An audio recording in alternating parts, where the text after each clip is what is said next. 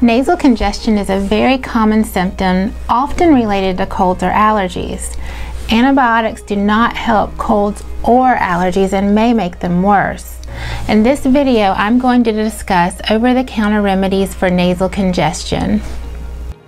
Decongestants may help your symptoms of nasal congestion by making the blood vessels in the lining of your nose smaller.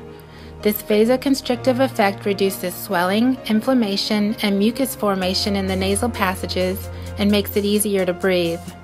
The bad part about many decongestants is that they don't only make the vessels in your nasal passages smaller, but they affect the vessels in your entire body as well, which could lead to an elevated blood pressure.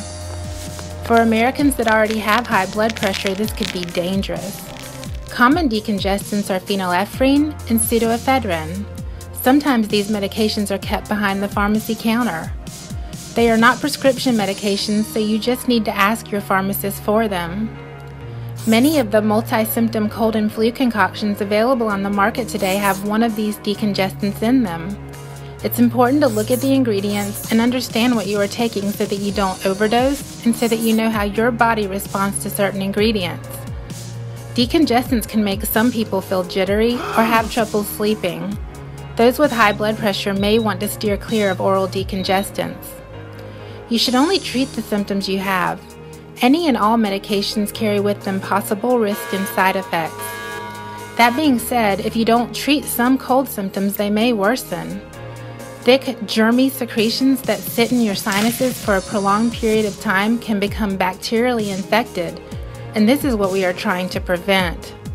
So it's a balancing act.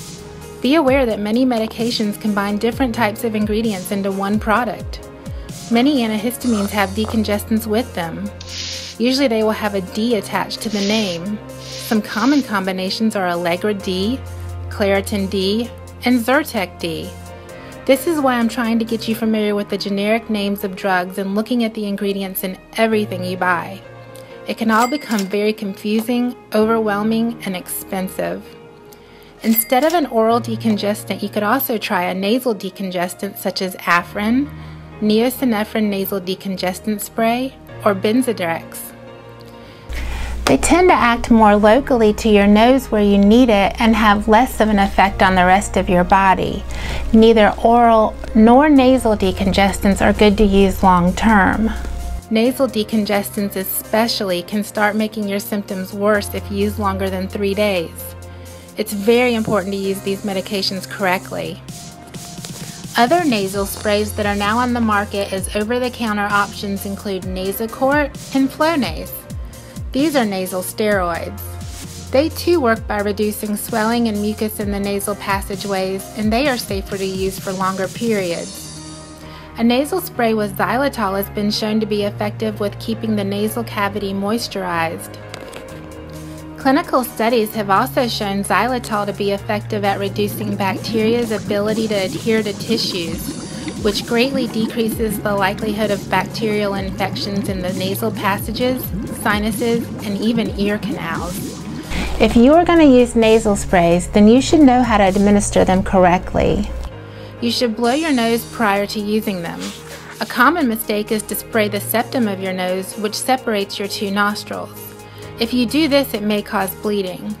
That is not a side effect of the medication, it's improper administration. Instead, you should gently tilt your head forward, pointing your nose toward your toes, and spray the medication in your nostril, but aim straight back or a little towards your ear. Gently breathe in or sniff the medication while spraying it so it doesn't drip back out. Be careful not to sharply inhale it or it will just go down the back of your throat. Another very useful method to help relieve symptoms of nasal congestion is by using a Neti pot or some sort of sinus flush system. Nasal irrigation works wonders to clean out your sinus cavities and remove contaminants and irritants directly. It's cheap and it's available over the counter. Neti pot is basically just a system of using a saltwater solution to flush out clogged nasal passages. You just tilt your head sideways over the sink and pour the solution in one nostril, allowing it to run through your sinus cavity and out the other nostril. Then repeat on the other side and wash your hands. You can do this several times throughout the day. Do not use plain tap water only, or it will burn and sting your nose. If you want to make your own nasal solution, then you can mix a teaspoon of salt in a cup of distilled water. Some people also add a 1/4 teaspoon of baking soda to make the solution more comfortable to rinse with. Warm or cool compresses may help soothe your sinuses. Choose whichever option feels better to you, or alternate the two. For warm, moist heat, you can microwave a damp washcloth for 30 to 60 seconds, cover it with a protective barrier, and place it over your nose and eyes. If you want to try cool therapy, then try a cool gel mask.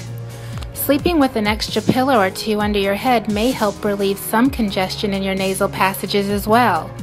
If your congestion is causing someone you share a bed with to lose sleep, then you may want to consider temporarily sleeping in a recliner in another room instead.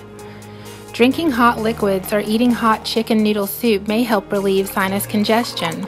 This may also help prevent dehydration and soothe the uncomfortably inflamed membranes that line your nose and throat. Limit alcohol. It can dry and irritate your membranes. Eating spicy foods such as those that contain horseradish or cayenne pepper is yet another way to open up your sinus cavities. Eating raw garlic or onions can work as well. Keeping your airways moist is important. Viruses like dry environments and dry mucous membranes are more prone to cracking, which may more easily allow germs to enter your body. For this reason, I suggest using a humidifier, especially at night when you're trying to sleep. It doesn't matter if you use cool or warm mist. And you may want to try putting some eucalyptus oil in the water. You can also put it in your bath water. Anything that produces steam can help moisturize your sinuses and help break up phlegm. So a hot steamy shower may help as well. Breathe Right nasal strips are marketed for snoring, and they aren't very attractive to wear, but they can really help open your nasal passages by lifting the sides of your nose. Since they do not contain any medication, they are a safe alternative. They might be a good option to wear at home and especially at night when you are trying to sleep. My final tip is do not smoke or inhale secondhand smoke. This just makes all of your symptoms worse and will make your body fight harder and take longer to heal. So that was a lot of information to just treat one symptom, but it's a very common complaint. Please leave a comment to let me know what methods you use to relieve nasal congestion.